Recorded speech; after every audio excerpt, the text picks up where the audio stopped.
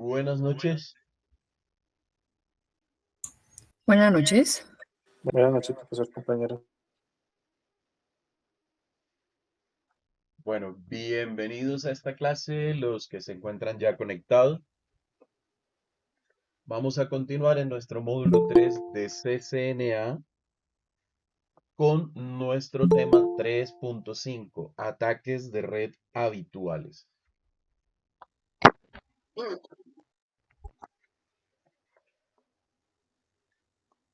A ver, todos los procesos de ataques de red o ataques incluso de hacking, cualquiera que sea, empiezan con una fase inicial que se llama reconocimiento, o reconnaissance en inglés. El tema del reconocimiento se puede dar de dos modos. Un modo pasivo en el cual el atacante espera de manera pasiva, valga la redundancia, a poder filtrar información referente a las infraestructuras que quiere atacar, tratando de recolectar todo el tipo de información posible acerca de qué sistemas se usan, qué tipo de firewall, qué grupo de direcciones IP, nombre de dominio. Y las características de un ataque pasivo básicamente consisten en que el usuario no deja huella de su actuar en ese ataque, porque lo que está haciendo es simplemente reconocimiento, es espionaje, no interactúa directamente con los sistemas. Y hay otro modo de ataque de reconocimiento, que es el ataque de reconocimiento activo, en el cual ya el usuario o el atacante empieza a tratar de hacer exploración de puertos, descubrimiento de direcciones, pero de manera activa, utilizando herramientas que lo lleven a eso.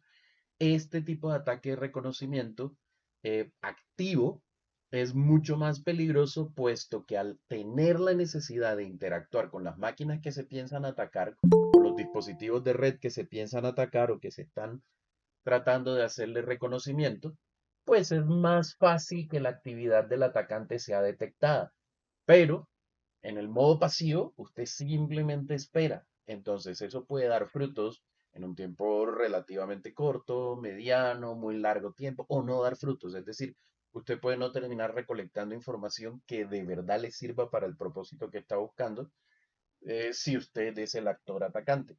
En el caso del reconocimiento, el ataque de reconocimiento activo, es mucho más factible obtener información, pero es mucho más factible también que lo descubran en ese proceso. En términos generales, las redes son vulnerables o son susceptibles, por llamarlo de alguna manera, no vulnerables, sino susceptibles a los ataques de reconocimiento, a los ataques de acceso y a los ataques de denegación de servicio. Vamos a ver un video que nos habla acerca de los ataques de reconocimiento.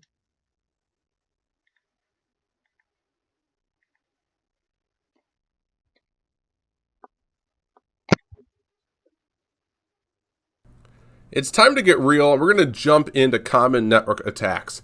And with common network attacks, we're going to focus on three, which is technically really four, which we'll see. But what it comes down to is they're here regarding threat actors. So let's kick it off. We've got our three common network attacks that exist. Number one being the reconnaissance or the recon attack. And this is all about gathering information and learning about vulnerabilities that exist in a system. So from there, we can target those vulnerabilities in what's known as the access attacks. With an access attack, you're trying to take advantage of those vulnerabilities or weaknesses, and they could be in things like authentication or file transfer protocol, web services running on port 80, port 443.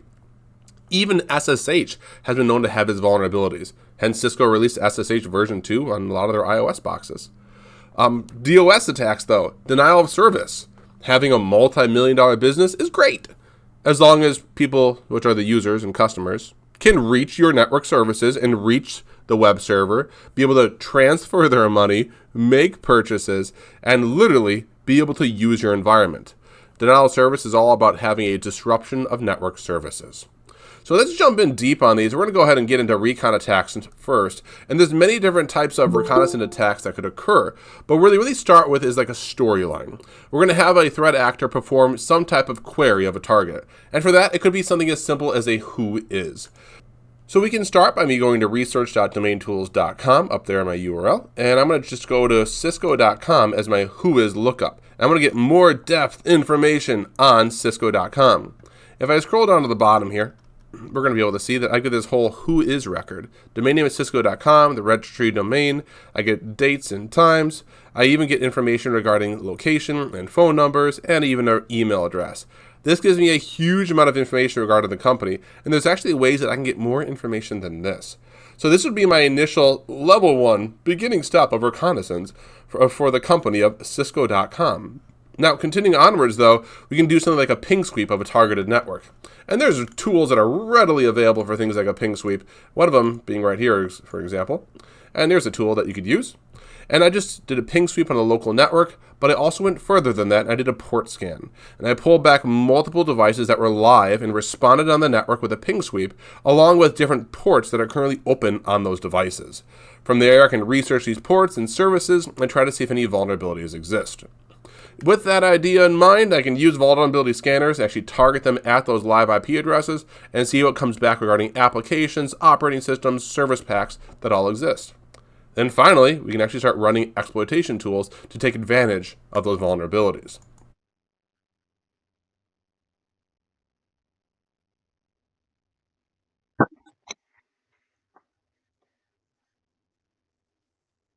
Listo.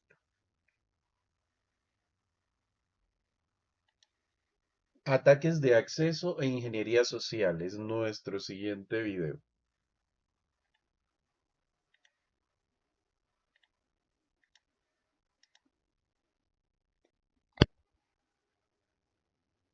So it's time to move on to access attacks. And with access attacks, you've already gained your information, you've already done your recon, but now you're here to hit them. You're here to hit the box and have attacks that take place to manipulate data or even corrupt data or information. There's a lot that can come into play here.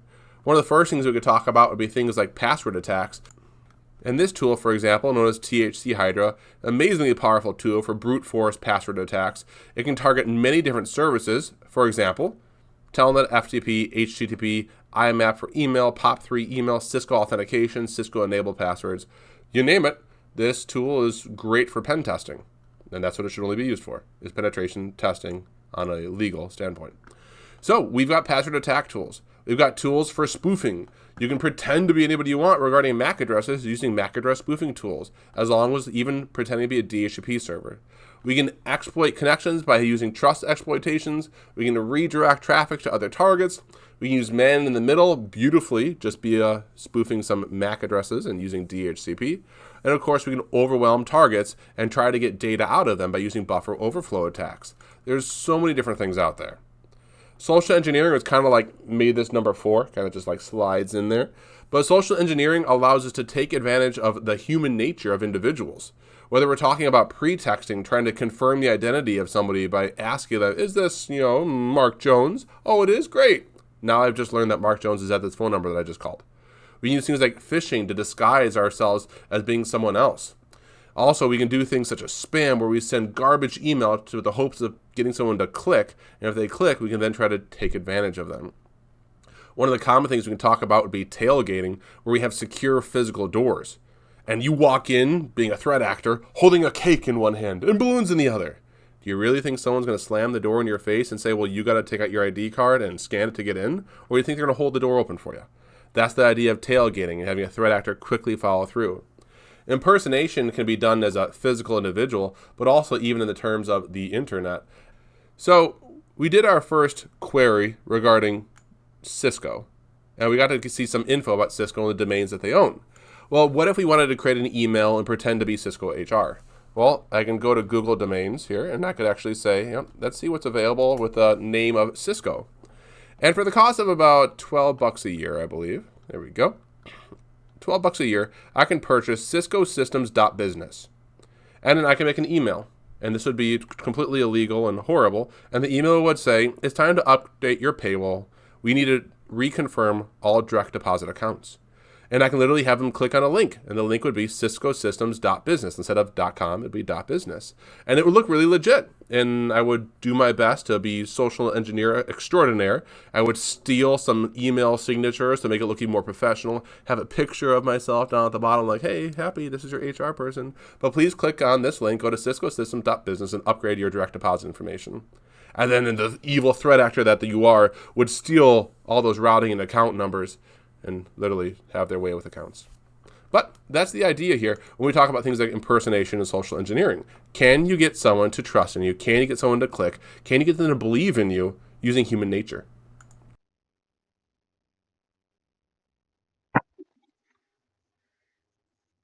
¿Dudas hasta allí? Ninguno, hasta el momento. No, Ok. no sé.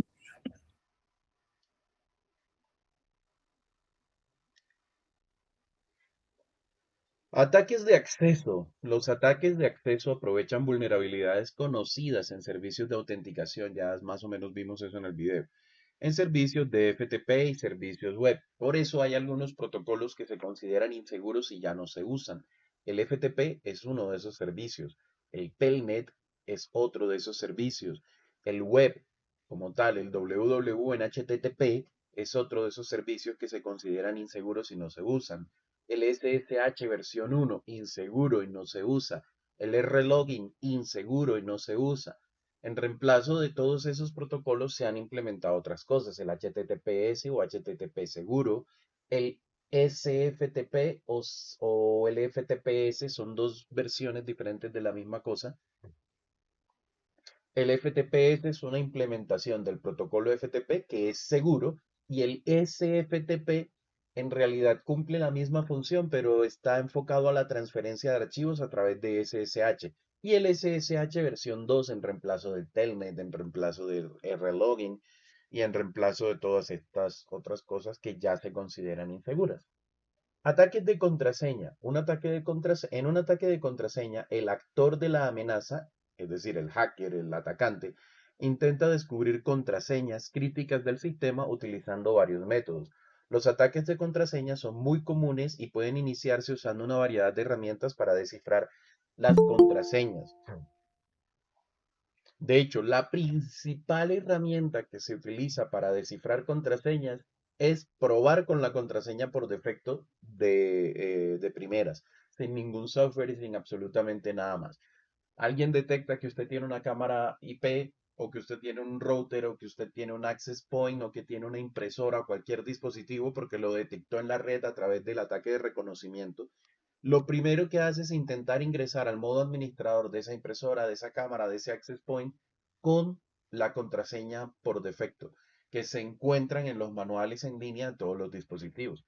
Generalmente un ataque tiene éxito en la mayoría de los casos porque el sistema está mal configurado y parte de esa mala configuración es tener una contraseña o débil o una contraseña por defecto. Los ataques de suplantación de identidad no necesitan explicaciones, buscar la manera de hacernos pasar por otro usuario, un usuario legítimo del sistema. Y aquí tenemos un ejemplo de explotación de confianza. En un ataque de explotación de confianza, un atacante utiliza privilegios no autorizados para obtener acceso a un sistema posiblemente comprometido con el objetivo, comprometiéndolo, perdón. Hagamos clic en el botón y veamos que nos muestra este proceso. El atacante, objetivo, un atacante quiere obtener acceso al sistema A.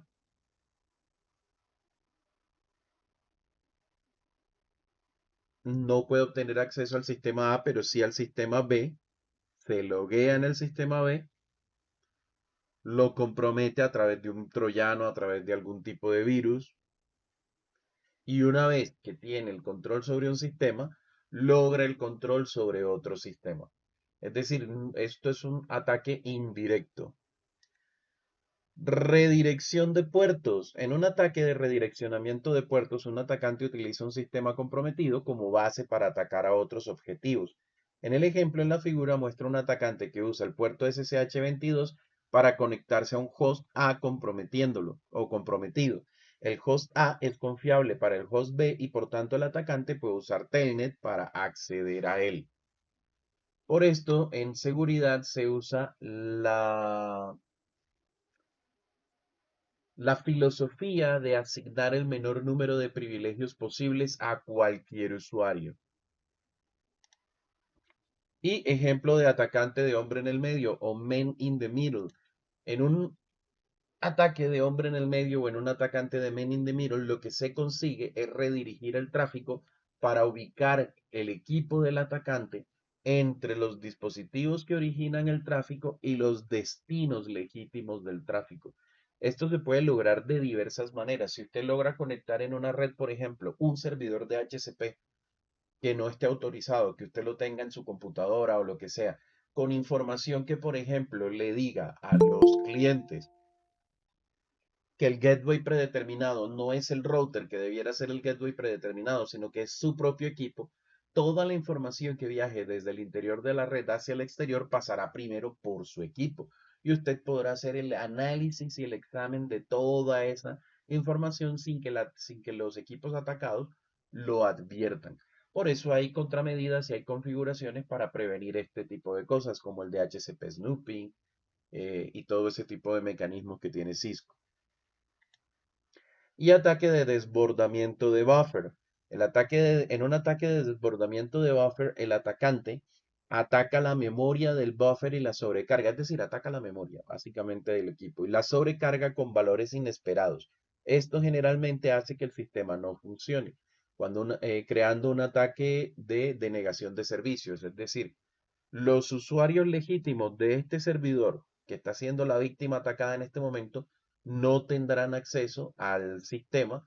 ¿Por qué? Porque hubo un desbordamiento de buffer, es decir, hubo un llenado de la memoria del equipo. Otra cosa, esto cuando se hace remotamente, es decir, a través de la red, funciona así.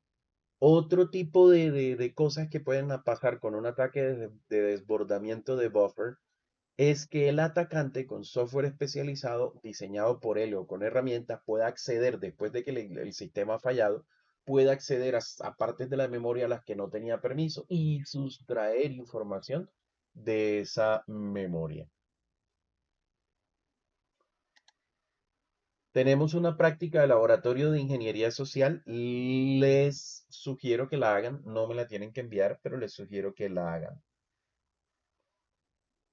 Y ataques de denegación de servicios. Vamos a ver este video de ataques de denegación de servicios, aunque ya vimos más o menos en qué consiste, pero acá hay más detalles.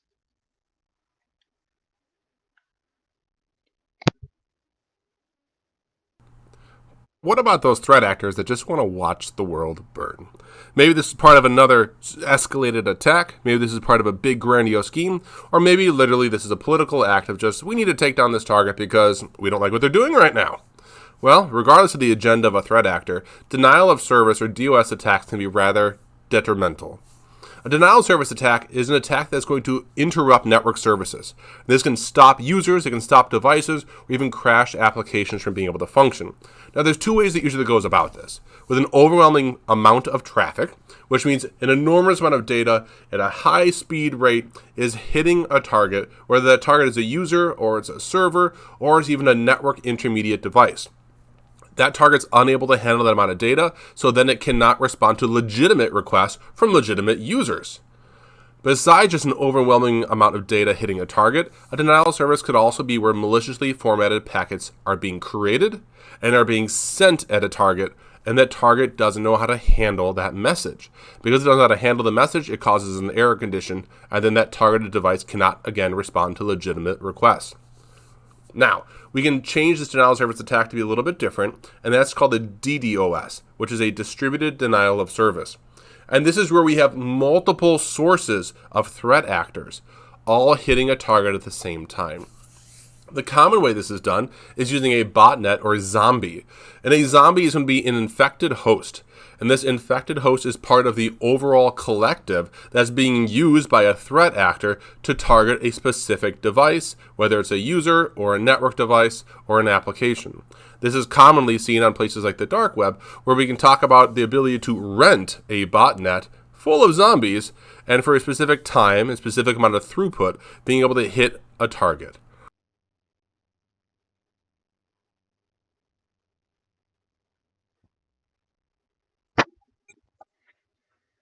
¿Dudas al respecto?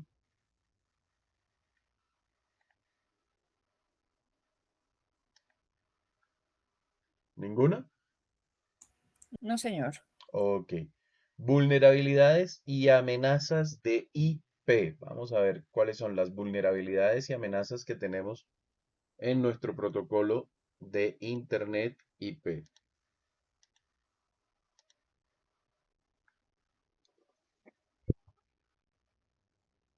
Let's get in the mindset of a threat actor. And in the mindset of a threat actor, we're going to talk about IPv4 and IPv6 attacks. That's all contained here in IP attacks. Now, IP, or Internet Protocol, does not validate whether the source IP address that's seen in a packet is actually the legit, real source IP address for this message. Because of this, our threat actors can send packets using a spoofed source IP address. They can put whatever source IP they want on the message. Security analysts must understand the different fields that exist in both IPv4 and in our IPv6 headers. So let's dive deeper into IPv4 and IPv6 attacks. And first, let's hit ICMP attacks. We're going to cover this in more detail in just a little bit, but threat actors are going to use our ICMP messages, which are our echo packets with the pings themselves, to discover subnets and hosts on networks. They can also use ICMP attacks to generate denial of service floods. They can even use these things to alter the host routing tables of a targeted device.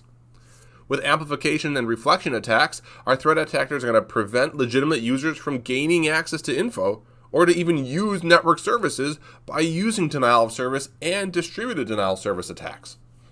With spoofing attacks, a threat actor can spoof the source IP on a packet.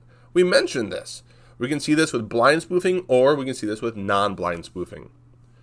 To put more insult to injury, an attacker can be part of a man-in-the-middle attack.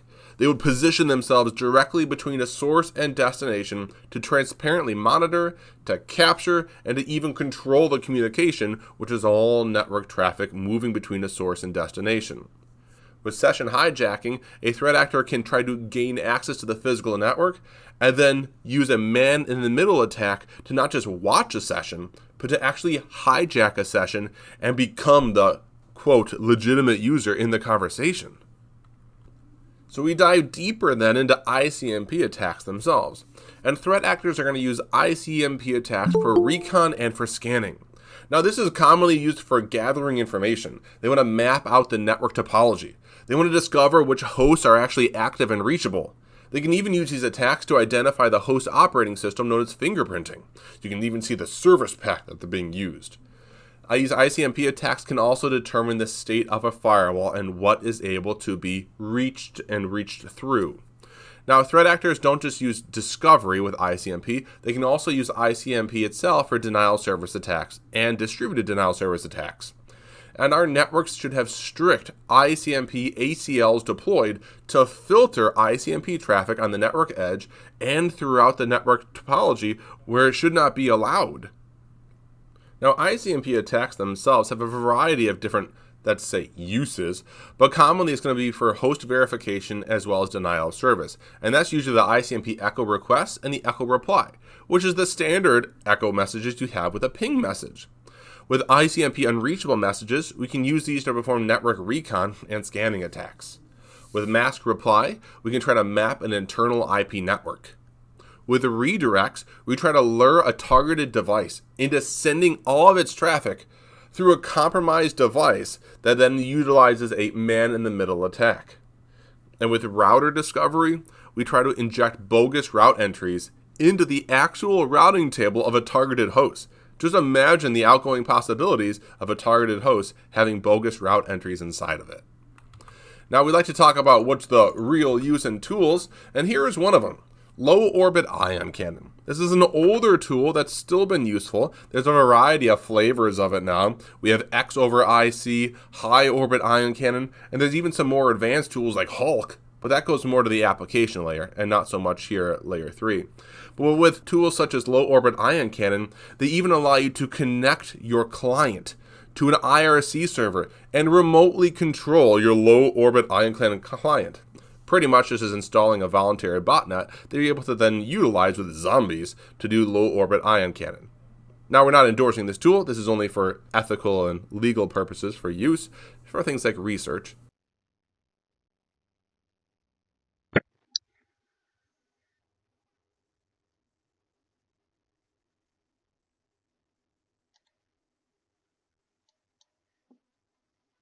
¿Alguna pregunta acerca del video anterior?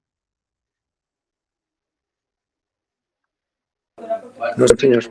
Ok. Vulnerabilidades de TCP y UDP.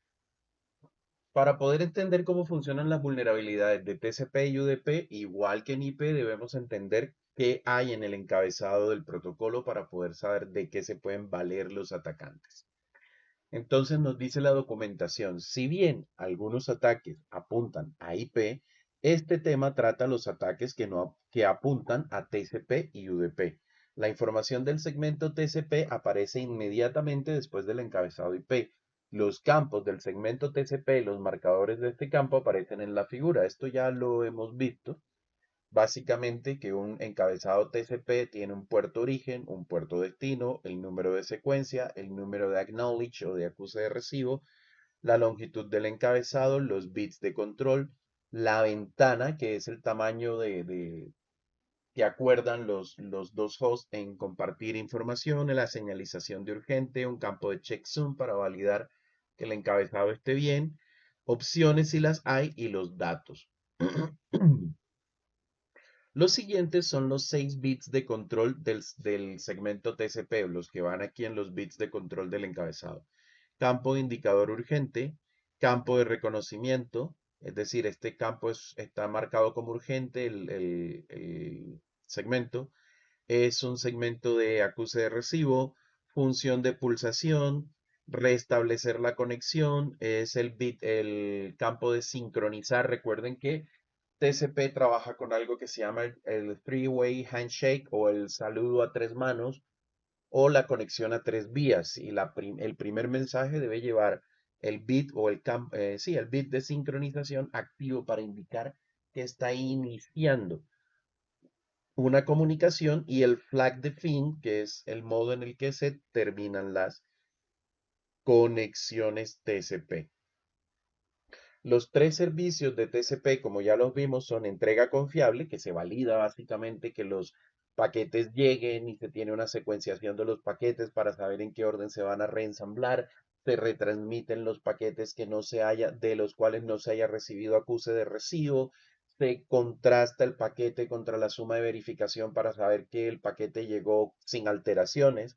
Todo eso se conoce como entrega confiable. El control de flujo que se implementa eh,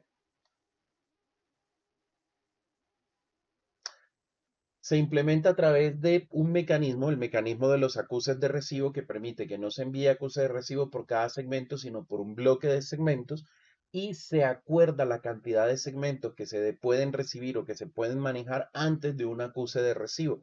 Ese valor de segmentos, que generalmente se mide en bytes y ese tipo de cosas, se puede acordar ampliar o reducir y a eso se le conoce como control de flujo y se utiliza para eso el campo de la ventana o el windowing o la ventana deslizante, como lo recordarán cuando vimos TCP. Y la comunicación con estado quiere decir que se establece una sesión. Sin embargo, la documentación nos dice, la comunicación con el estado de TCP entre pares ocurre gracias a la comunicación tridireccional o al three-way handshake, al saludo de tres manos. Antes de que sea posible transferir datos utilizando TCP, una comunicación tridireccional abre la conexión TCP, tal como se ve en la figura. El primer bit en sincronización se envía con el bit de sincronización y de acuse de recibo, responde el equipo, y el otro responde con un ACK. Y esta secuencia de tres pasos inicia una sección o una conexión de TCP. Pero importante, este bit de sincronización en el primer mensaje o en el primer segmento que se envía debe estar activo, debe estar activo. Para confirmar esta sincronización o esta petición de sesión, se envía el bit de sincronización activo y el bit de acuse de recibo activo. Y luego se espera únicamente que se envíe el bit de acuse de recibo activo. Esto es una cosa importante, por ejemplo, para los firewall conectados. Cuando usted tiene un firewall, usted permite que salgan de su red segmentos con el bit de sincronización activo, es decir, que desde dentro de su red y hacia afuera se puedan iniciar sesiones. Pero por norma en routers y en los firewalls que nos colocan los ISP, generalmente desde afuera hacia el interior de la red no permitimos este tipo de segmentos que vienen con el bit de sincronización activo. ¿Eso qué significa? Que yo puedo hacer todas las conexiones desde dentro de mi red hacia afuera, pero desde afuera hacia adentro de mi red no las puedo hacer de manera predeterminada. Me toca configurar mi firewall y eso está en el proceso al que le llamamos apertura del puerto. Ataques de TCP. Los ataques de TCP más comunes son ataques de inundación de sin TCP. Esto es otra cosa que se usa. ¿Qué ocurre? Resulta que cuando, explicándolo en términos coloquiales el tema, resulta que cuando un servidor recibe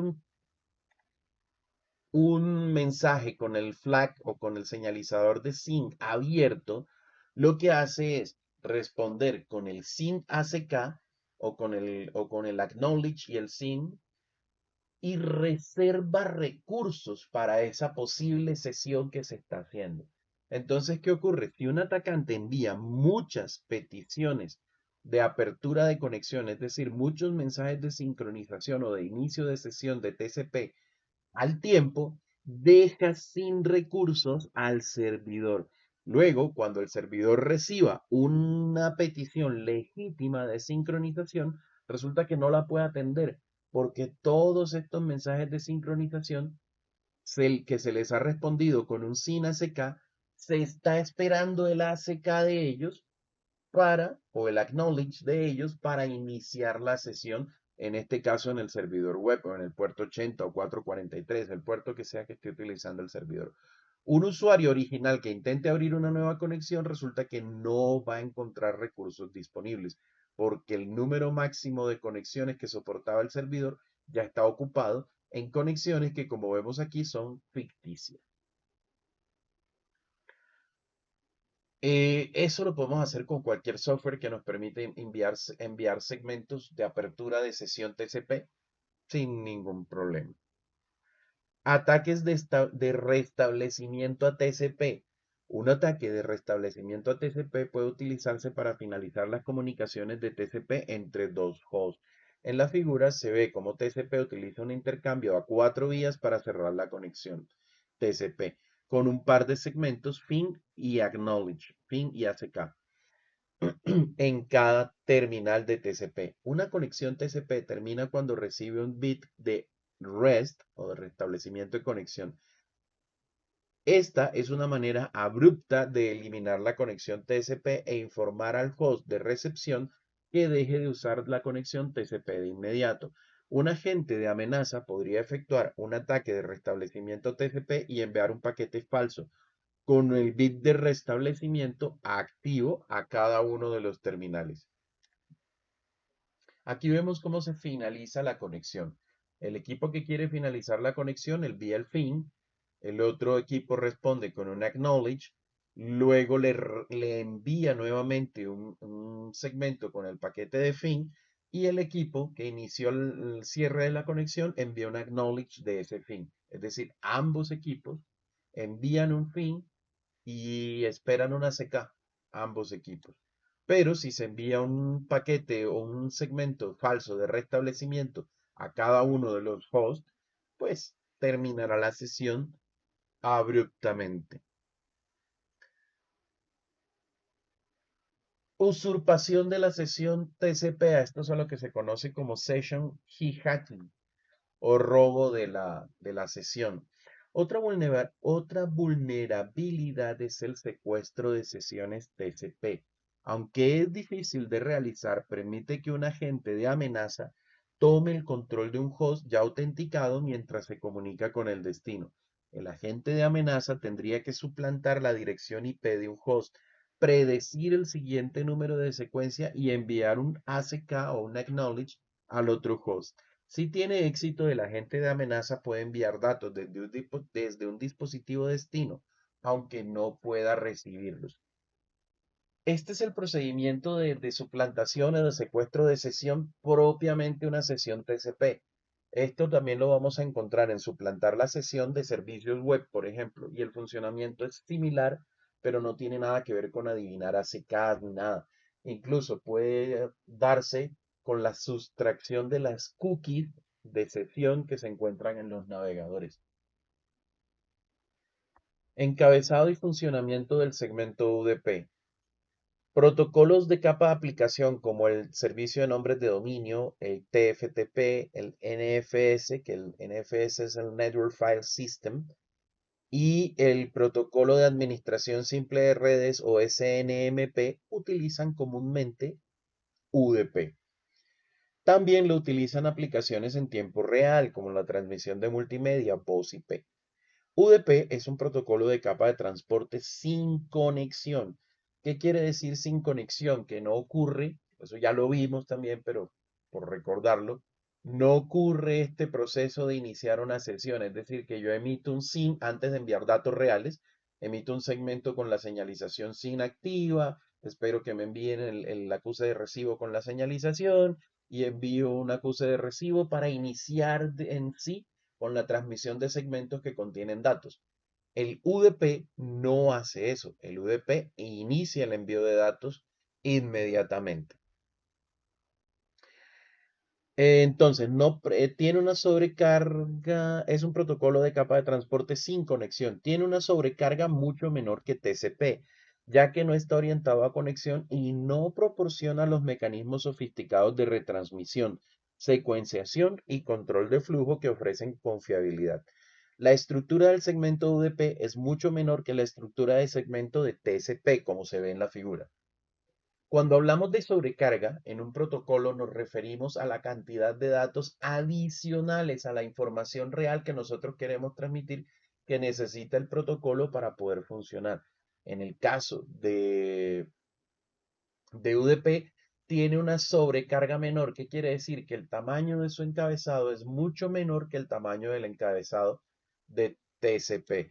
Recordemos que al tamaño de los encabezados y del tráiler, en el caso de la trama, se le llama la sobrecarga del protocolo. Y a nuestros datos se le llama la carga útil.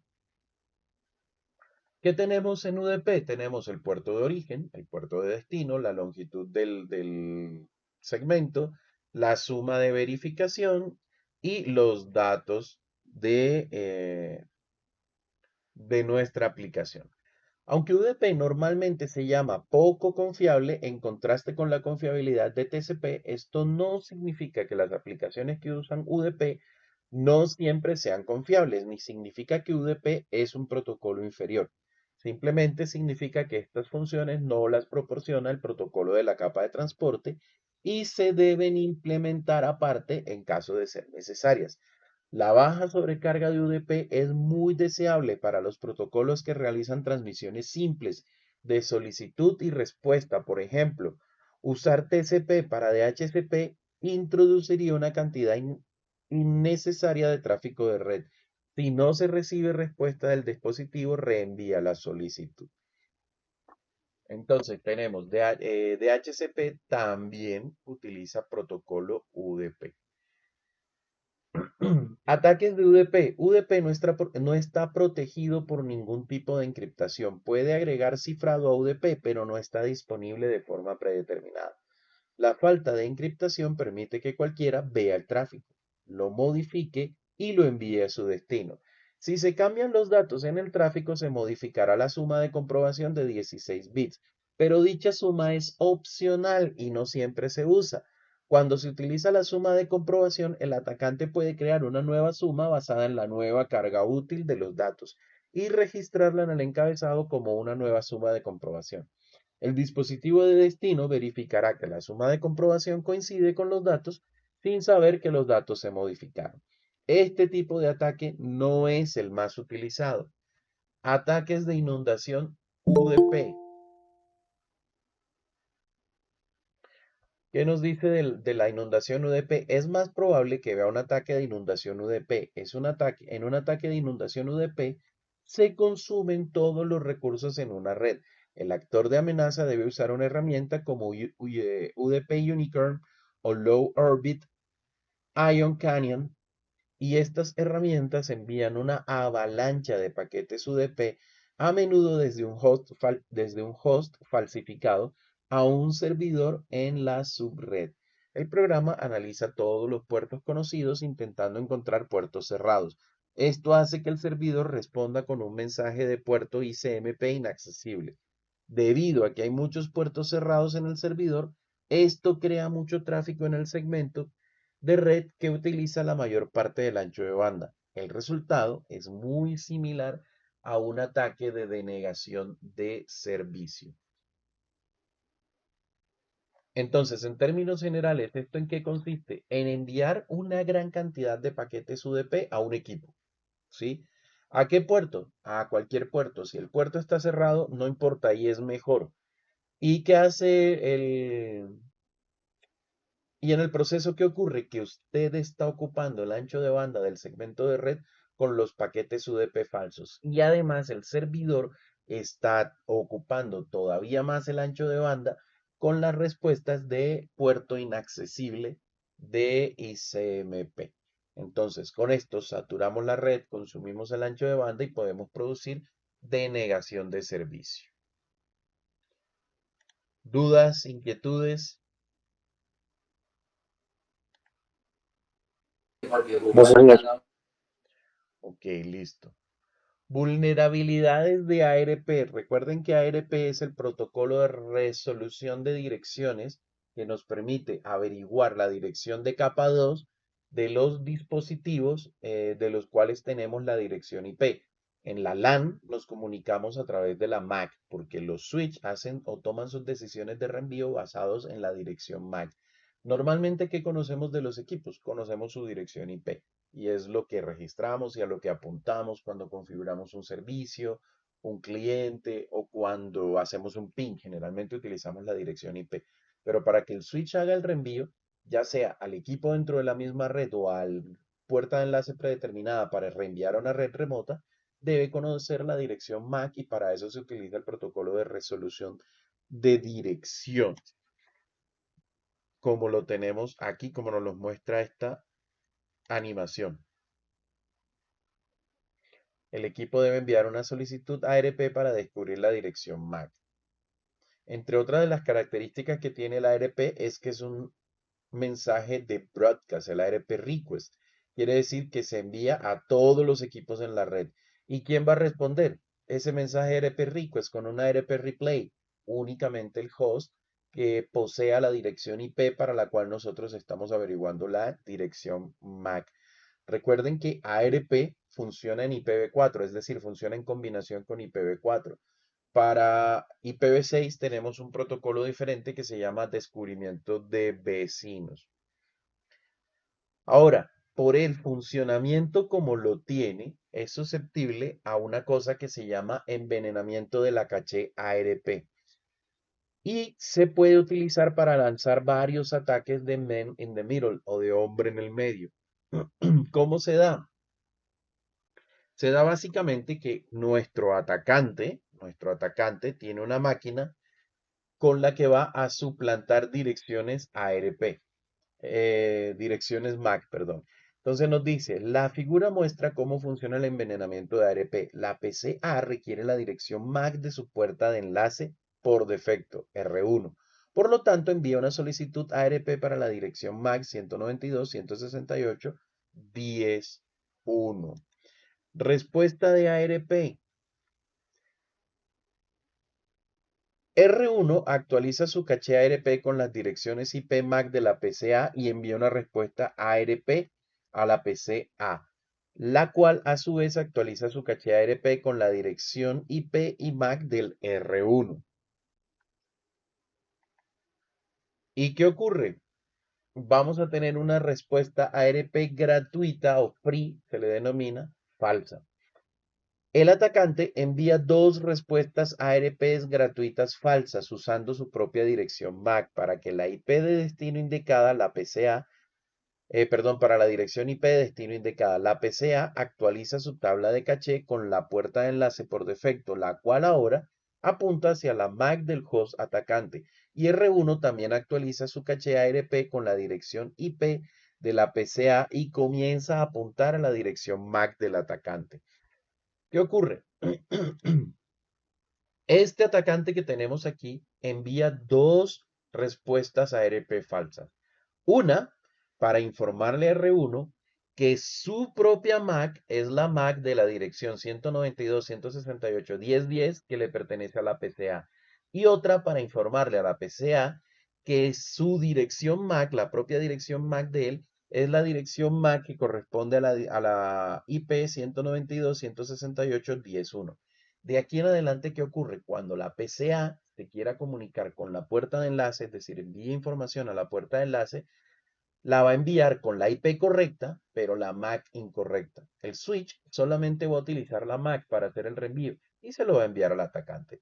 El software del atacante va a enviar, después de analizar o modificar o hacer lo que sea con los datos que ha recibido, se los va a enviar al gateway predeterminado. Cuando el gateway predeterminado tenga la respuesta, se la va a intentar enviar a la PCA. Lo va a enviar con la IP correcta, pero con la MAC incorrecta y va a pasar lo mismo. Llega el switch utiliza la MAC para poder hacer el reenvío y le va a regresar la información que viene desde la red remota al atacante. Y el software del atacante luego luego de haberlo modificado, de haberse aprovechado de la manera que considere de esa información, se la va a reenviar al PCA con la MAC correcta. De esa manera tenemos un ataque de hombre en el medio, es decir, todo el tráfico entre la PCA y el gateway pasa primero a través del atacante.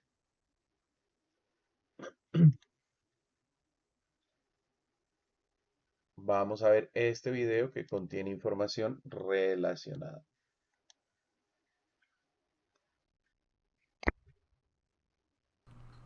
Welcome to ARP spoofing. This is gonna be great. To get started, I've got PC1 here that wants to communicate to the web server. PC1 is on the 192.168.1.0 network. The web server is on the 2.0 network. For PC1 to get there, we've got to make our way through this router, which is R1. R1 is acting as the default gateway of our network with IP address 192.168.1.254. R1 has the MAC address ending in 9902. So PC1's going to have to communicate with this router in order to make its way to the web server and get a response back. Now, quick recap of how ARP works. In order for PC1 to get to the web server, it needs to know the MAC address of its default gateway. So let me open up PC1, go to my command prompt, and we're going to do an ipconfig /all. And with our ipconfig /all, we'll see that PC1 has its MAC address of B0EE.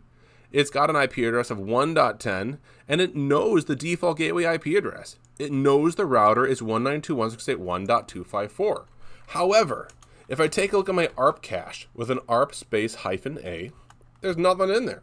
It doesn't know the MAC address yet for router R1.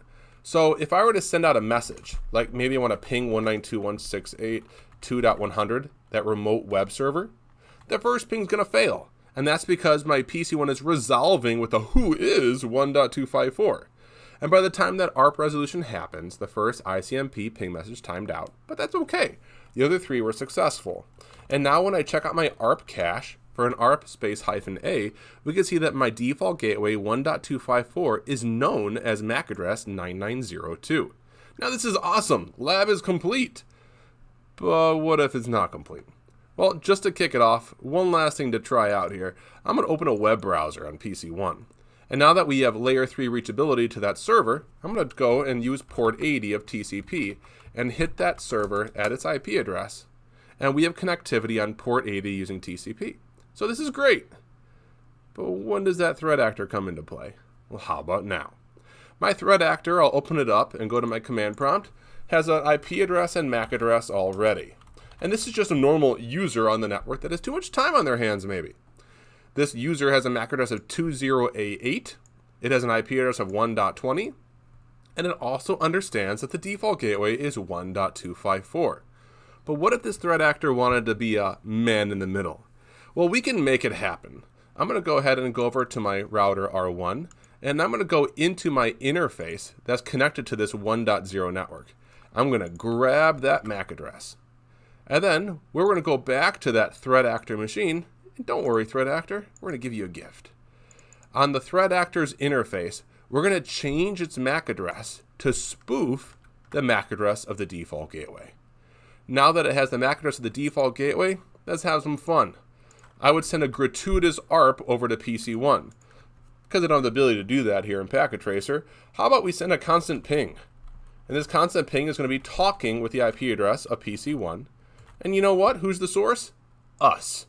Us, threat actor machine, now with this spoofed MAC address, which would be the default gateway. And I want to show you something. On PC1, let's take a look at our ARP cache now. ARP space -A. We see that 192.168.1.20, hey, check it out, has that MAC address of the default gateway. And also, let's go over to the switch.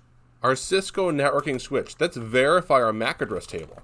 Show MAC address table, dynamic. And let's take a look at the MAC address learned off of port 2.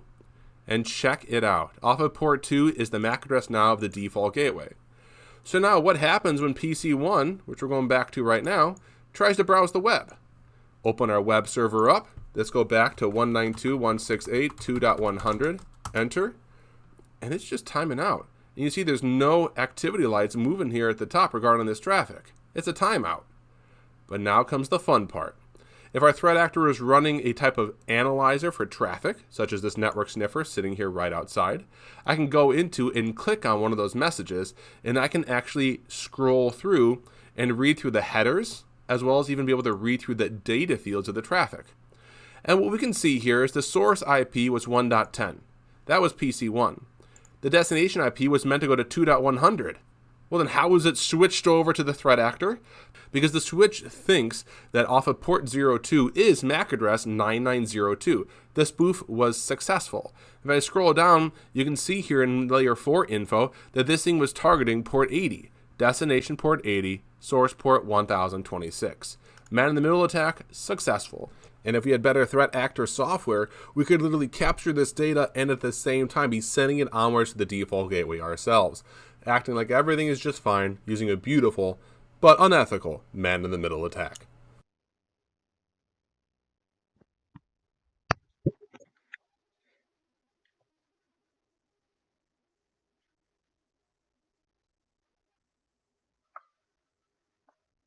¿Dudas hasta ahí?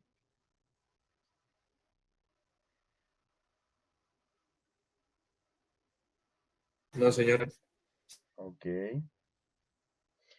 Ataques de DNS. Bueno, los ataques de DNS tienen el propósito de redirigir el tráfico de la red. Se pudo haber hecho ahí en el ejemplo que acabamos de ver del video.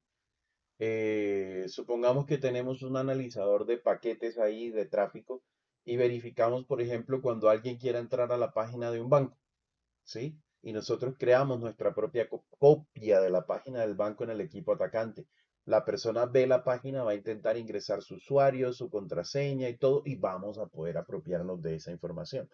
Los ataques de DNS hacen eso, pero cuando yo no tengo la posibilidad de meter la máquina allí directamente, sino cuando quiero redireccionar a una dirección externa de la red, pero a través del DNS. Entonces, nos dice, el protocolo de servicio de nombres de dominio DNS define un servicio automatizado que coincide con los nombres de recursos, como www.cisco.com con la dirección numérica necesaria. Como la dirección IPv4 o IPv6 incluye el formato para las consultas, respuestas y datos y usa registros de recursos RR para identificar el tipo de respuesta de DNS. La protección de DNS suele pasarse por alto. Sin embargo, es fundamental para el funcionamiento de una red y debe protegerse correctamente. Los ataques de DNS incluyen ataques de resolución abiertos de DNS, ataques sigilosos de DNS, ataques de concurrencia de DNS y por último, tunelización de DNS. Los ataques de resolución abiertos de DNS. Lo que nos dice aquí la documentación es que muchas organizaciones utilizan los servicios de los servidores DNS públicos abiertos como Google DNS en su dirección 8.8.8.8. De hecho, son exageradamente comunes esos DNS.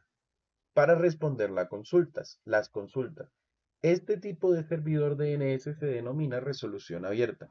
Una resolución de DNS abierta responde las consultas de clientes fuera de su dominio administrativo. DNS Open Resolvers son vulnerables a múltiples actividades maliciosas descritas en las tablas de red. Ahora, lo que dicen no es que haya riesgo en usar los DNS de Google como tal. El riesgo está en que esa resolución de DNS no está internamente en su red, sino que las peticiones DNS van a una red pública para ser resueltas. Allí es donde está el verdadero peligro. Los ataques de envenenamiento de caché DNS. ¿En qué consiste esto? En que los actores de amenaza envían información de recursos de registro falsificados a un solucionador o a un resolver de DNS para redirigir a los usuarios de sitios legítimos a sitios maliciosos. Los ataques de envenenamiento de la caché DNS se pueden usar para informar al servidor DNS, por llamarlo de alguna forma, para utilizar un servidor de nombres malicioso que está proporcionando información para actividades maliciosas. Amplificación de DNS y ataques de reflexión. Los actores de amenaza utilizan denegación de servicio o denegación distribuida de servicio en servidores de resolución abierto DNS para aumentar el volumen de ataques y ocultar la verdadera fuente de un ataque. Los actores de amenaza envían mensajes DNS a los solucionadores abiertos, la dirección IP de un host a los solucionadores abiertos, la dirección IP de un host de destino. Estos ataques son posibles porque la resolución abierta responde las consultas de cualquiera que le pregunte. Ataques de recursos disponibles. Un ataque de denegación de servicio que consume los recursos de los solucionadores abiertos de DNS. Este ataque consume todos los recursos disponibles para afectar las operaciones del resolver o del solucionador abierto. El impacto de este ataque de negación de servicios puede requerir que el solucionador abierto de DNS se reinicie o los servicios para ser detenido y reiniciado. Para esto hay contramedidas, generalmente para los ataques de TCP, cuando le envían muchas sincronizaciones y las dejan abiertas, o para los ataques de denegación de servicios de DNS, lo que tienen los servicios y los servidores es la posibilidad de configurar cuántas peticiones responder en un tiempo específico o en un periodo de tiempo específico para evitar consumir todos los datos. O incluso hay dispositivos que se encargan de bloquear peticiones cuando vienen muchas peticiones concurrentes en un periodo de tiempo muy cortos. Ataques sigilosos de DNS. Para ocultar su identidad, los agentes de amenaza también utilizan las siguientes técnicas de DNS sigilosas para llevar a cabo sus ataques. Flujo rápido. Los actores de amenaza utilizan esta técnica para ocultar su phishing o sus sitios de phishing y malware de entrega detrás de una red DNS comprometida que cambia rápidamente. Las direcciones IP de DNS cambian constantemente en apenas minutos. Las botnets a menudo emplean técnicas de fast flux para esconderse efectivamente de ser detectados como servidores maliciosos. Esta cosa está un poquito rara.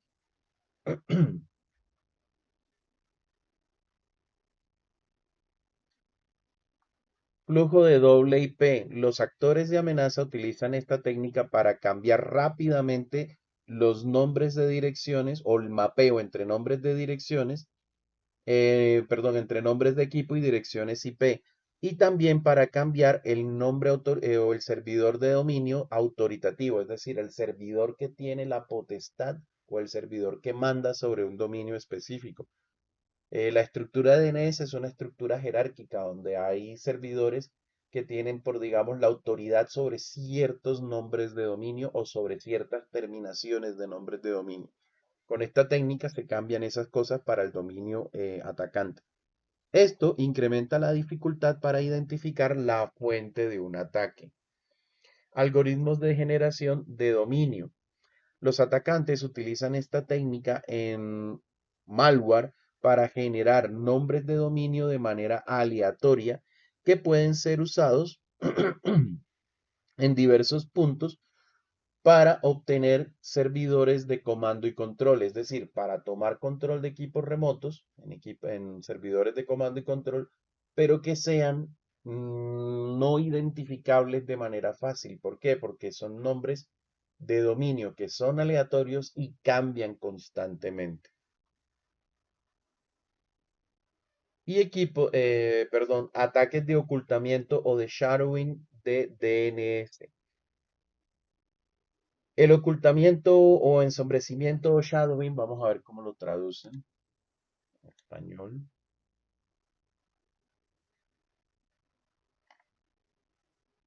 Sí, sombreado de dominios DNS. El ocultamiento de dominios implica que el actor de amenaza reúne credenciales de cuenta de dominio para crear silenciosamente múltiples subdominios para utilizar durante sus ataques. Estos subdominios generalmente apuntan a servidores maliciosos sin alertar al propietario real del dominio principal. Por ejemplo, ustedes tienen una empresa que se llama miempresa.com, tienen una empresa y tienen un dominio que se llama miempresa.com. En el shadowing de dominio, el atacante puede lograr crear subdominios para miempresa.com. Entonces él crea paquetes.miempresa.com, atención.miempresa.com, security.miempresa.com y empieza a enviar, por ejemplo, correos maliciosos desde allí, ofertando servicios o haciendo cosas, y cuando las personas acceden a esos servidores y confían porque ven el miempresa.com al final y confían en ellos, son dirigidos a servidores maliciosos en los cuales el atacante pues utiliza diversas técnicas de hacking para obtener información, para falsear identidades, para hacer cualquier tipo de cosas. Tunelización de DNS. Los agentes de amenaza que utilizan la tunelización de DNS colocan tráfico que no es DNS en tráfico DNS. Este método a menudo evita las soluciones de seguridad cuando un actor de amenazas desea comunicarse con los bots dentro de una red protegida o extraer datos de la organización, como una base de datos de contraseña. Cuando el actor de amenazas utiliza el túnel DNS, se alteran los diferentes tipos de registros DNS. Así es como funciona el túnel DNS para los comandos. Command and Control se le denomina eso. Enviados a una botnet. Aquí hay que tener en cuenta una cosa. ¿Por qué esto es viable? Porque DNS utiliza normalmente UDP. Y recuerden que el TCP, los firewall que hacen, los firewall bloquean un segmento TCP que viene con una flag SYN desde afuera, activa. Pero en el caso de los paquetes o de los segmentos de UDP, no existe el flag de SYN. Entonces, ¿qué es lo que intentan analizar los firewall? El tipo de segmento que es. Determinan que es un segmento de DNS, que al final de cuentas es un segmento de DNS falso, y lo dejan pasar. Y a través de esas comunicaciones de tunelización de DNS, los atacantes pueden activar troyanos dentro de su equipo, troyanos que hayan instalado previamente. Pueden tomar el control de los servidores que hayan infectado anteriormente, y etcétera, etcétera. Los datos se dividen en varias partes codificadas. A ver, así es como funciona el túnel DNS para los comandos. Los datos se dividen en varias partes codificadas. Cada parte se coloca en una etiqueta de nombre de dominio de nivel inferior de la consulta DNS. Dado que no hay ninguna respuesta del DNS local en la red para la consulta, la solicitud se envía a los servidores DNS recursivos del ISP. El servidor de DNS recursivo reenvía la consulta al servidor de nombres autorizado del atacante. El proceso se repite hasta que se envían todas las consultas que contienen las partes. Cuando el servidor de nombres autorizado del atacante recibe las consultas de DNS de los dispositivos infectados, envía las respuestas para cada consulta de DNS, las cuales contienen los comandos encapsulados y codificados. El malware en un host atacado vuelve a combinar las partes y ejecuta los comandos ocultos dentro de los mensajes DNS. Para detener el túnel DNS, el administrador de red debe usar un filtro que inspeccione el tráfico DNS. Preste especial atención a las consultas de DNS que son más largas de lo normal o las que tienen un nombre de dominio sospechoso. Además, las soluciones de DNS como Cisco OpenDNS bloquean gran parte del tráfico de la tunelización de DNS, identificando dominios sospechosos. DHCP, el funcionamiento del DHCP. Recordemos que DHCP, ¿tenemos dudas hasta ahí?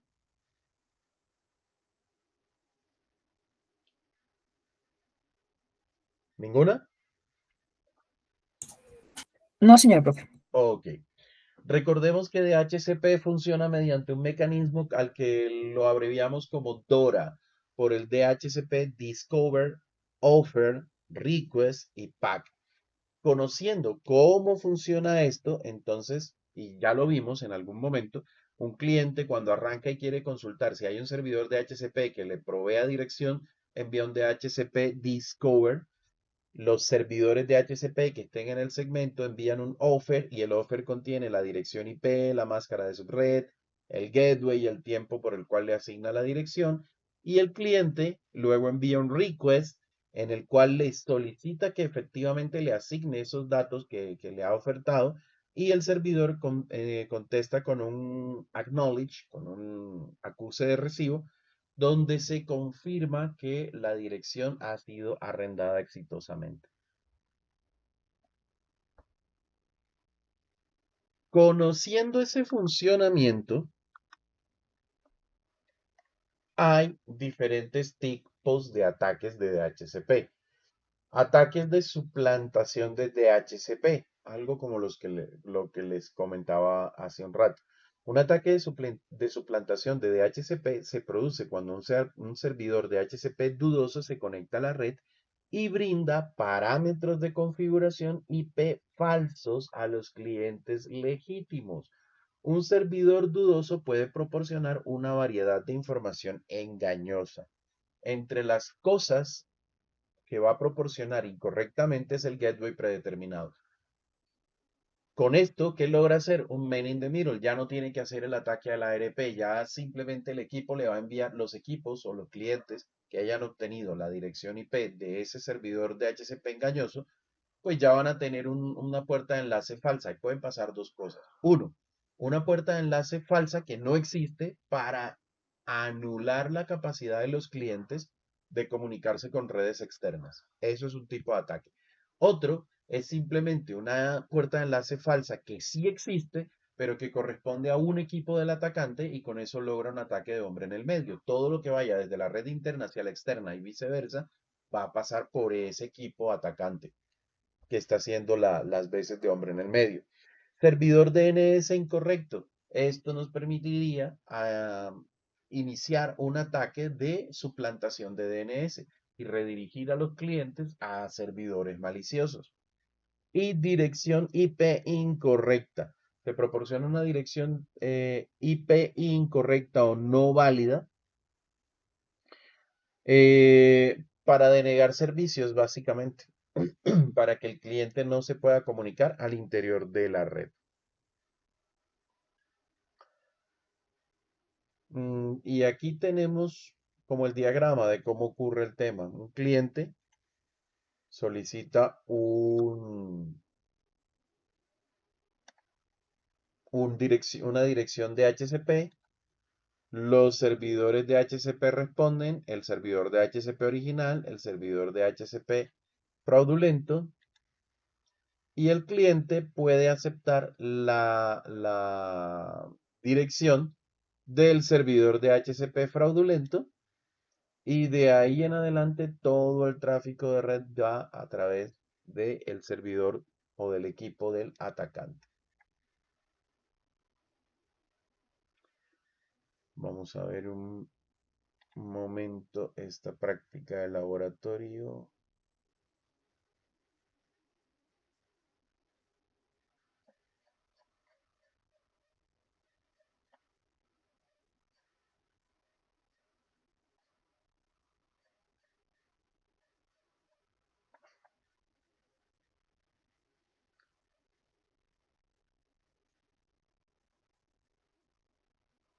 Hagamos por favor esta práctica de laboratorio, la 388.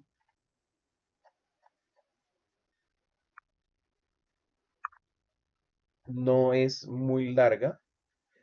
Bueno, pero muchos de ustedes, los que estén trabajando, de pronto no van a poder instalar el Wireshark si no lo tienen instalado. ¿Hay alguien que no puede instalar el Wireshark en este momento?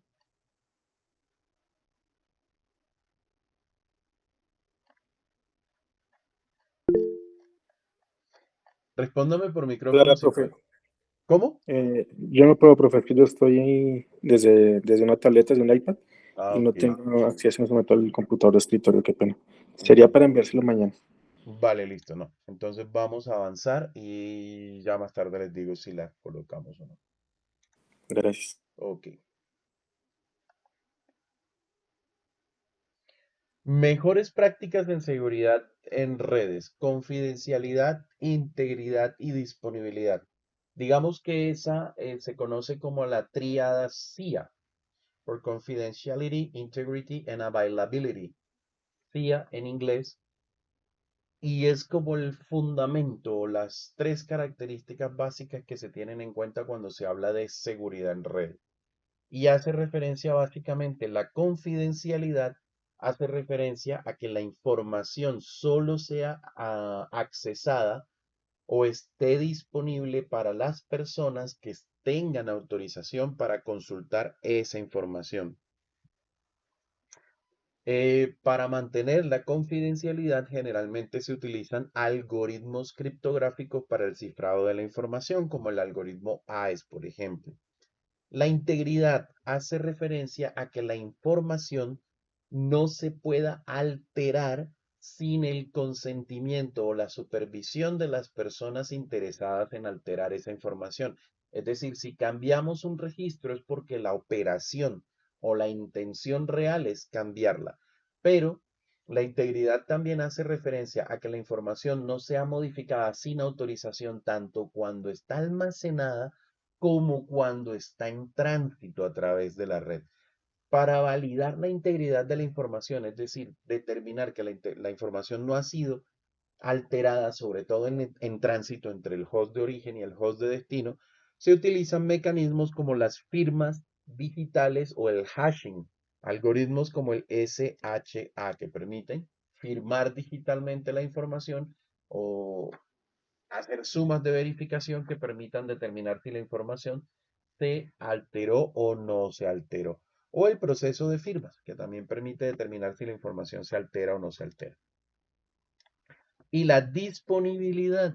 La disponibilidad hace referencia a que la información esté disponible cuando los usuarios autorizados lo requieren.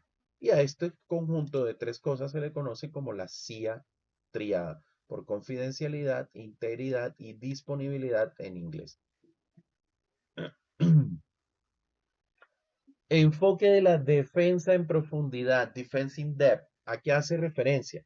Para garantizar las comunicaciones seguras en redes públicas y privadas, el primer objetivo es proteger los dispositivos como routers, switch, servidores y hosts.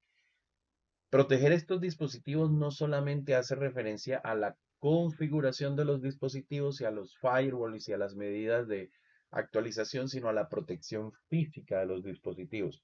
La mayoría de las organizaciones emplean un enfoque de defensa en profundidad para la seguridad. Esto también se conoce como enfoque en capas. Esto requiere una combinación de dispositivos y servicios de red que trabajan juntos en conjunto. Mirar la red de la figura. Aquí tenemos una red en la cual tenemos dispositivos de seguridad como un router con VPN, un firewall de Cisco ASA, un sistema de prevención de intrusiones, un servidor de autenticación como el que tenemos aquí arriba, que hace autenticación, autorización y registro de los usuarios en la red y de los servicios en la red. Tenemos un equipo de seguridad de web y seguridad de correo, un email server appliance y web service appliance. Esto es un equipo destinado a la protección de correo electrónico, protección de servicios web, etcétera. etcétera. Y en las terminales muy probablemente vamos a encontrar software antivirus, software anti-malware, y firewalls de end device o firewall de punto de acceso final o de dispositivo final. Entonces, se han implementado varios dispositivos y servicios de seguridad para proteger a los usuarios activos de las amenazas de la red. VPN, ASA Firewall, tal como les comentaba, un IPS, un sistema de prevención de intrusiones. Las aplicaciones de seguridad de email que protegen contra spam, correo electrónicos sospechosos, la aplicación de seguridad de web que hace filtros a las aplicaciones web y el servidor AAA, lo que ya les describí arriba. Los firewall. Firewall es un sistema o grupos de sistema que impone una política de control de accesos entre redes. Vamos a mirar la animación que nos va a mostrar cómo funciona el firewall.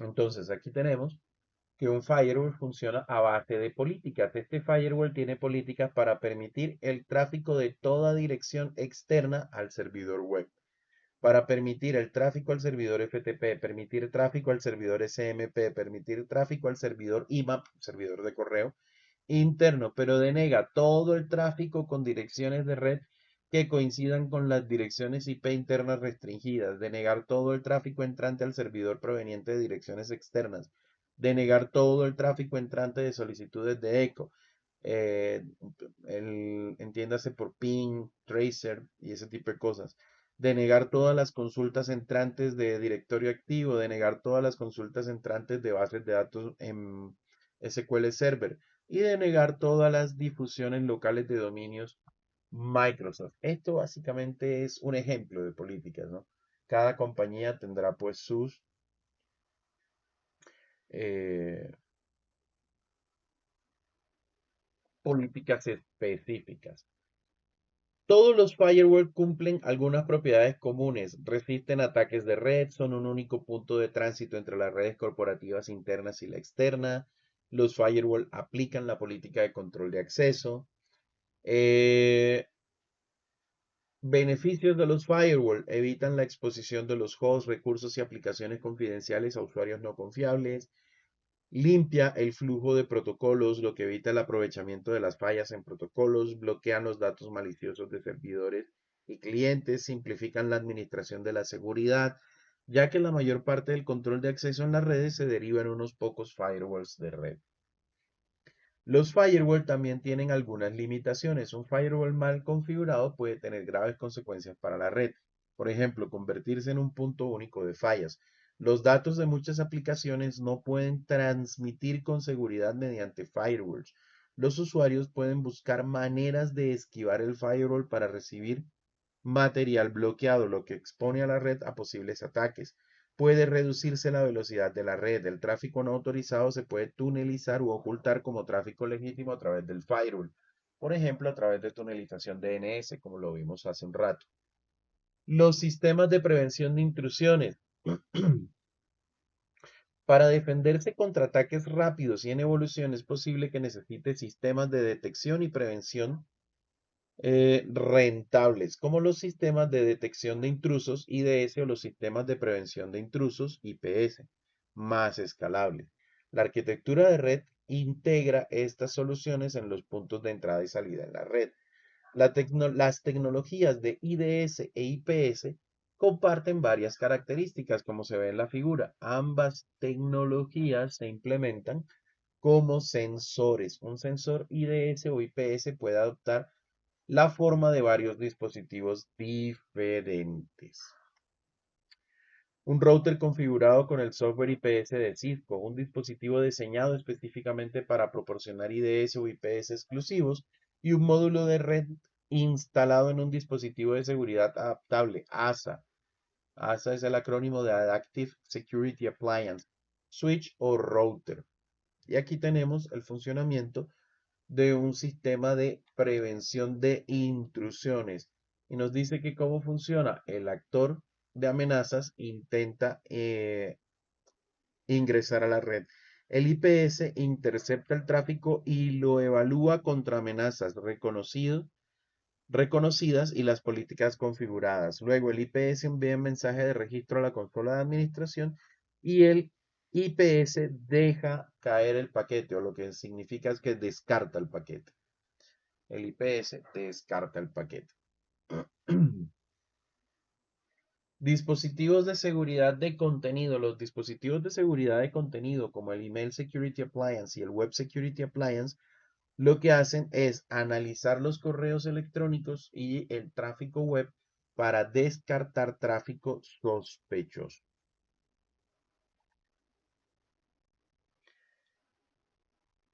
Criptografía. Parte importante en el tema de ciberseguridad.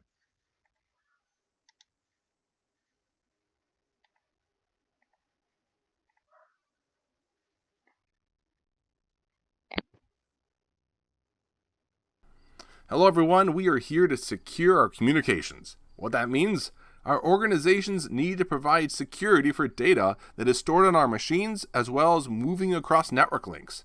Well, to get started, we're not just going to start sending data around. Let's start first by making sure our data is the correct data. For example, on my desktop I have this folder titled Important. And in this Important folder, I've got these 6 files. Now, how do I make sure that these 6 files that have data inside them have not been maliciously altered or changed since I last used them? Well, that's called hashing. It's part of data integrity. What I can do is open up another program, for example, this one, Quick Hash, and I can go to that directory and I can select the directory of important where all those files are in. And if I go into important and click select, this program is going to hash all of those files. And due to the exact bits of data in each file, we will get a specific hash value that correlates to that file. But what would it look like if one of those files had been altered? How could I check that? For example, maybe financial records or employee passwords. Is I can go to an individual file and select it in this hash program. And how about we do employee passwords? And it will give me a hash output. Now what I can do is I can go into this file of employee passwords and I'll change it by 1 character. To change it by 1 character in employee passwords, how about Dragon 0 becomes Dragon 00 with 2 zeros. What I'll do is save the file employee passwords. We're going to go back into that hashing program and we're going to take a look at how this hash is about to change. Before it was 6.5 in the beginning, 4.6.3 at the end. Let's go to that employee passwords file one more time. And take a look at this. It is completely different. And to compare it, I'm going to paste in here what I expected the hash to be, what it should have been if it didn't change. And the program says this does not match the previous hash. If you compare those two, they are completely different just by adding on an extra 0. So this is data integrity using hashing. What we're going to look at now next is the idea of encryption. What we want to verify here is that when we move our files from one place to another, it's nice to know that they haven't been modified using integrity and hashing, but it's also nice to know that they haven't been intercepted and viewed. So we need to encrypt these files. Now to do this, I'm going to use an open source program known as 7-Zip. And with 7-Zip, I have it looking at that directory marked as important, and I will take a couple files. How about employee passwords and employee records? I'll take these two, I'm going to right click on them, and I'm going to put them in an archive with 7-Zip. And this is going to give me some options. The options first is to name the file. And I'm just going to name this file as secure.7zip. And for the password, which is going to be a symmetric encryption password, I'm going to use super secure. And this is going to encrypt these files inside of this new file known as secure.7z. And in order for people to decrypt and view these files, they'll have to have the encryption password of super secure. Since it's the same password used to encrypt and decrypt, that's known as symmetric encryption.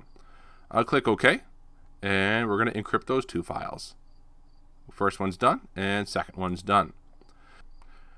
So I've got this new file, secure.7z. And in order to gain access to it and view the confidential data inside of it, I'd have to right-click, go to 7-Zip, and I'd say extract to secure.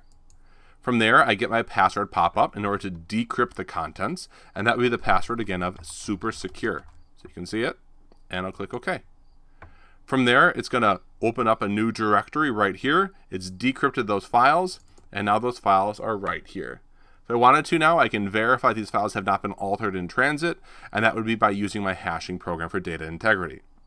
So cryptography here is going to provide you data integrity, origin authentication, making sure a message is not a forgery and actually comes who it said it came from, data confidentiality, which is our encryption and making sure that if data is intercepted, it can't be deciphered, and also non-repudiation, where it guarantees that the sender cannot refute the validity of their message. They are the one who originally sent it and they have signed off on it.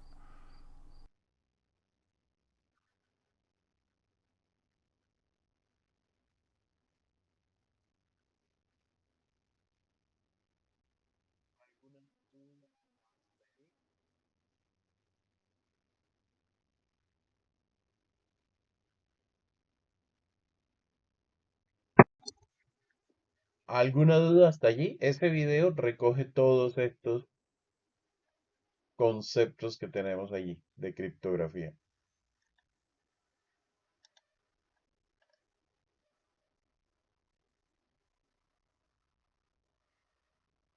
¿Ninguna? No, señor. Ok, bueno, ahora vamos a un tema que es un poquito más práctico, que son las listas de control de acceso. Las listas de control de acceso. Básicamente, nosotros sabemos que un router toma decisiones de reenvío basados en qué? Basados en las direcciones IP de origen y destino de, bueno, básicamente de destino del encabezado IP. Las listas de control de acceso nos permiten a nosotros especificarle a un dispositivo de estos qué paquetes permitir y qué paquetes negar, o a qué paquetes aplicarles un proceso y a qué paquetes no aplicarles ese proceso. En las listas de control de acceso, nosotros podemos hacer dos tipos de listas que vamos a ver más adelante. Las listas de control de acceso estándar y las listas de control de acceso extendidas. Cuando hacemos listas de control de acceso estándar, el router trabaja como siempre trabaja un router examinando el encabezado del paquete IP. Cuando trabajamos con listas de control de acceso extendidas, vamos a hacer que nuestro router examine incluso el encabezado de la capa de transporte, ya sea encabezado TCP o encabezado UDP. Todo esto nos va a permitir tener un control del tráfico y te va a parecer un poco al trabajo que hace un firewall, pero nunca debemos confundir un router configurado con listas de control de acceso con un firewall. Las listas de control de acceso proveen un cierto nivel de seguridad, pero no reemplazan a un firewall, ni reemplazan a un sistema de prevención de intrusiones, ni a un sistema de detección de intrusiones. Entonces, acá nos dice, ¿qué es una ACL? Los enrutadores toman decisiones de enrutamiento basadas en la información del encabezado del paquete. El tráfico que ingresa a una interfaz de un enrutador se enruta únicamente en función de la información dentro de la tabla de enrutamiento. El router compara la dirección IP de destino con las rutas de la tabla de enrutamiento para encontrar la mejor coincidencia y a continuación reenvía el paquete según la mejor ruta de coincidencia. El mismo proceso se puede utilizar para filtrar tráfico mediante una lista de control de accesos. Una ACL es una serie de comandos del Cisco IOS que controlan si un router envía o descarta paquetes según la información que se encuentra en el encabezado del paquete y, como les dije anteriormente, incluso en el encabezado del segmento. De forma predeterminada, un enrutador no tiene ninguna ACL configurada. Sin embargo, cuando se aplica una ACL a una interfaz, el router realiza una tarea adicional de evaluar todos los paquetes de la red a medida que pasan a través de la interfaz para determinar si el paquete se puede reenviar. Este es otro punto clave. Las ACLs, que son básicamente listas de comandos que especifican parámetros del encabezado como la dirección IP de origen o la dirección IP de destino, el puerto de origen, puerto de destino, cuando son listas extendidas, se aplican en las interfaces del router y se pueden aplicar como listas de control de acceso de entrada o listas de control de acceso de salida. ¿Entrada a dónde? A la interfaz. ¿Salida de dónde? De la interfaz del router. Una ACL utiliza una lista secuencial de declaraciones de permiso o de negación conocidas como entradas de control de acceso o ACE. Entonces, una ACL o una lista de control de acceso, ACL, Access Control List, está conformada por una secuencia de comandos que se conocen como Access Control Entries o entradas de la lista de control de acceso. Las ACE también se denominan instrucciones de ACL. Cuando el tráfico de red atraviesa una interfaz configurada con una ACL, el router compara la información dentro del paquete con cada entrada de la lista de control de accesos en orden secuencial para determinar si el paquete coincide con alguna de las entradas. Este proceso se denomina filtrado de paquetes. Importante. Cada paquete se va a comparar en una interfaz que tiene configurada una lista de control de acceso, se va a configurar contra todas las entradas de la lista hasta que se encuentra una con la cual coincide. Cuando se encuentra una con la cual coincide, ya el paquete no se compara con el resto de las entradas. Por eso, como vamos a ver más adelante, es importante el orden en el que especificamos los comandos de una lista de control de acceso.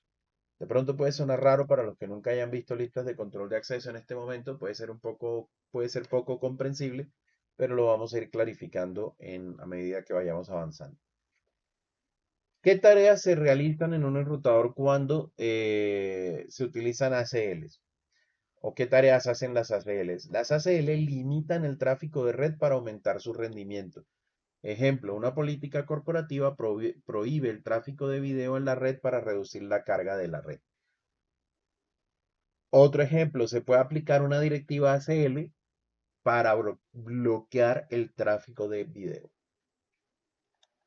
Proporcionan control de flujo de tráfico. Cuando aquí hablamos control de flujo, nos referimos hacia de qué partes de la red, hacia qué partes de la red puede circular qué tipo de información.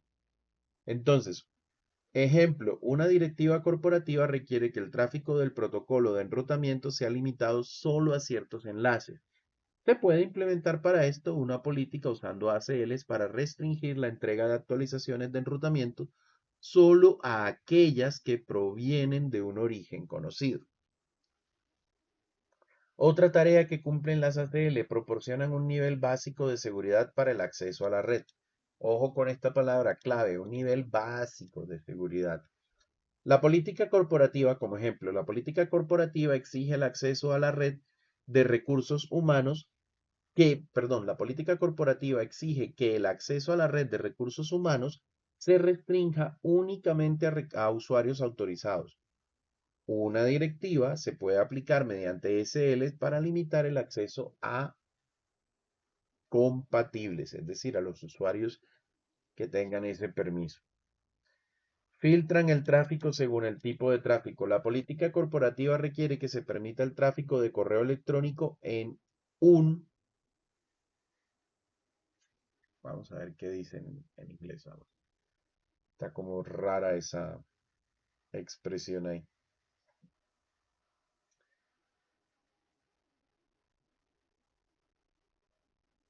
Esta.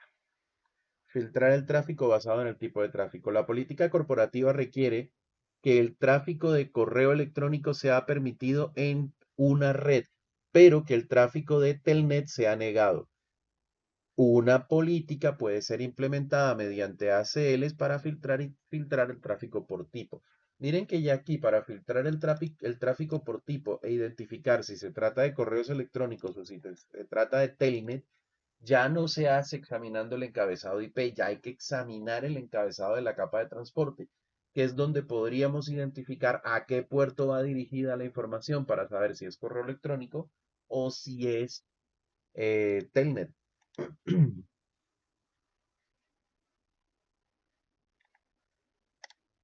Por ejemplo, pueden establecer algunos hosts para negar acceso a servicios de red. La política corporativa requiere que el acceso a algunos tipos de archivos FTP o HTTP sea limitado a un grupo de usuarios. Y se puede especificar o implementar una política mediante ACL para filtrar que los usuarios accedan a servicios. Y puede proveer prioridad a ciertas clases de tráfico de red. Una política corporativa especifica que el tráfico de voz sea reenviado tan pronto como sea posible para evitar interrupciones. Se puede implementar una política utilizando listas de control de acceso y calidad de servicio para identificar el tráfico de voz y procesarlo inmediatamente.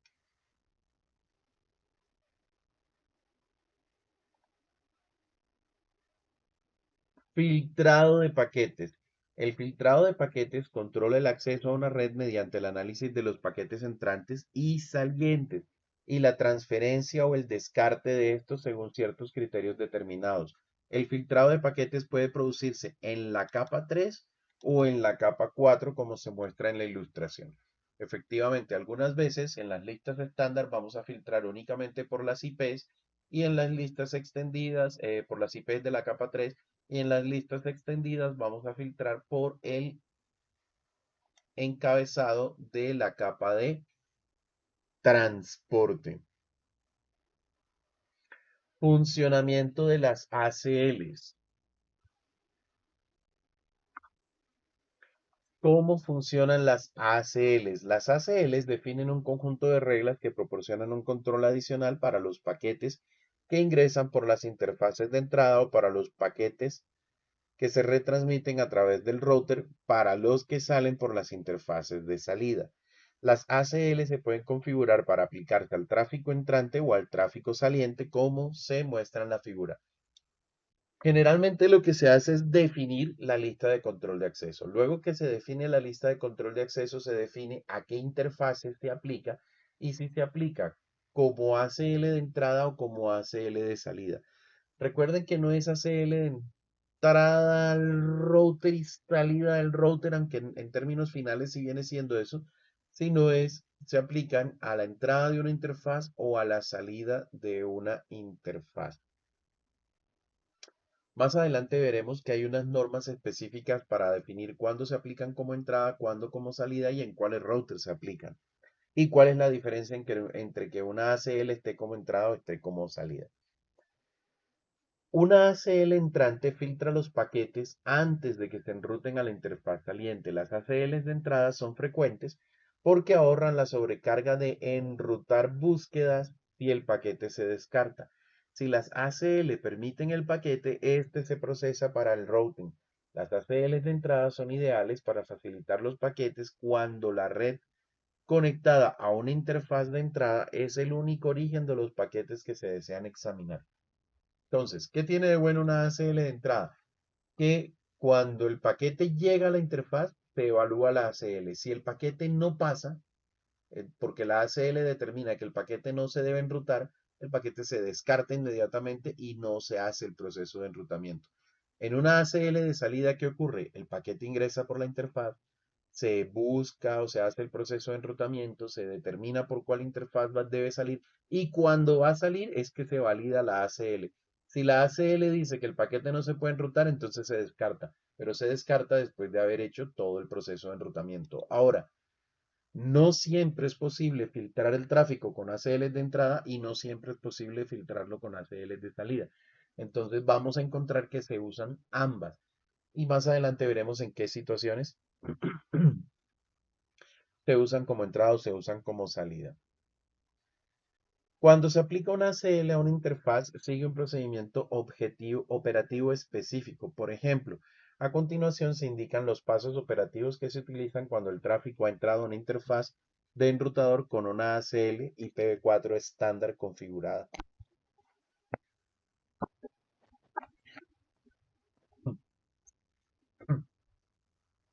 Los pasos son: el enrutador extrae la dirección IPv4 de origen del encabezado del paquete. Segundo paso, el enrutador comienza en la parte superior de la ACL. La ACL es una lista de criterios o de condiciones que el paquete debe cumplir o pasar. Entonces el enrutador comienza en la parte superior de la ACL y compara la dirección IPv4 de origen con cada entrada en orden secuencial. Cuando se hace una coincidencia, el enrutador lleva a cabo la instrucción, ya sea permitir o rechazar el paquete. Y las ACE restantes en la lista, si las hay, no se analizan. Si la dirección IPv4 de origen no coincide con ninguna de las entradas de la ACL, el paquete se descarta porque hay un ACE o una entrada de lista de control de acceso de denegación implícita aplicada automáticamente a todas las ACLs. En todas las ACLs hay una instrucción al final de denegación. Todo lo que no coincide con nada arriba en las ACLs se niega automáticamente. Esa instrucción de denegación es importante tener en cuenta que no se ve. Si usted consulta la lista de control de acceso y mira todas las instrucciones que usted ha configurado, usted no va a ver esa instrucción de denegación porque usted no la escribe. Ni el Cisco iOS tampoco la escribe, simplemente la asume. Y a veces es fuente de problemas, por llamarlo de alguna manera, porque como no se ve, a uno se le olvida que la ACE se encuentra allí. Chicos, ahora sí, sí hagámoslo. 414, demostración de las ACL en el Packet Tracer. 414.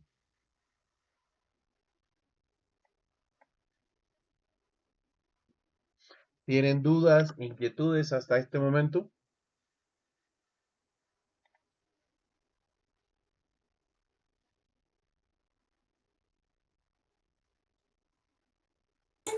Pues, profe, sería mirar con el laboratorio a ver si sale alguna duda. Ok, listo. Bueno, este laboratorio es simplemente de inspección de las ACLs. Este laboratorio todavía no los pone a configurar nada porque no hemos visto cómo se configuran y absolutamente nada. Entonces, simplemente para que inspeccionemos o para ver la demostración de cómo funcionan. ¿Listo? Entonces, aquí estoy para dudas. Primer punto de soporte ustedes mismos. Y si no, entonces yo les colaboro.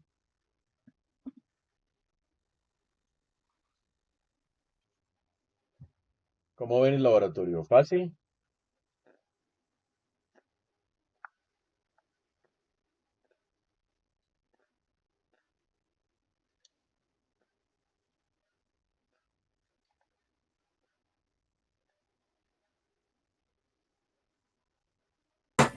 Pues, profe, ahí vamos mirándolo con calma. Vale, listo. Ok. Bueno, chicos, son las 9. Si no tienen ninguna pregunta adicional, creo que nos podríamos desconectar, ¿vale? Vale, profe, gracias. Buenas noches. Bueno, nos vemos Vale. mañana. Buenas noches. Buenas noches. Buenas noches. Buenas noches.